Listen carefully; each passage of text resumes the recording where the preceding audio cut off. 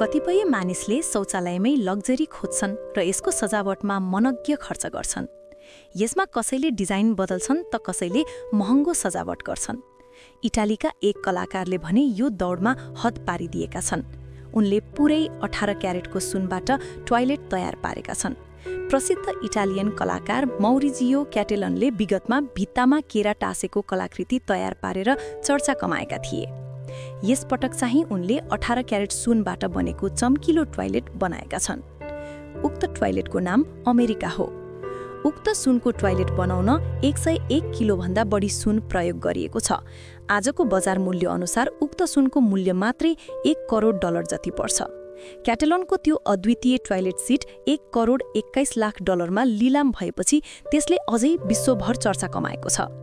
उक्त अनौठो कलाकृति अन्ततः रिप्लिज बिलिभ इट अर नट नामक संस्थाले किनेको हो। संस्थाले यसलाई आफ्नो इतिहासकै सबैभन्दा विचित्र र अनौठो खरिद भनेर घोषणा गरेको छ। रिप्लिजको संग्रहमा यस अघि पनि संसारभरका अचम्म लाग्दा वस्तुहरू समेटिएका छन्। सबैभन्दा रोचक कुरा त उक्त टोयलेट केवल प्रदर्शनका लागि मात्र बनाइएको थिएन। यसलाई प्लम्बिङ सहित जडान गरिएको थियो ताकि यसलाई वास्तविक रूपमै दिशापिसाबका लागि प्रयोग गर्न मिल्छ। त्यसैले 18 क्यारेट सुनले बनेको वास्तविक रूपमा उपयोग गर्न मिल्ने र करोडौं मूल्यमा बिकेको यो अमेरिका नामक सुनको टोयलेट अहिले आधुनिक कला र लग्जरी दुवैको अनौठो उदाहरण बनेर विश्वभर चर्चा भइरहेको छ।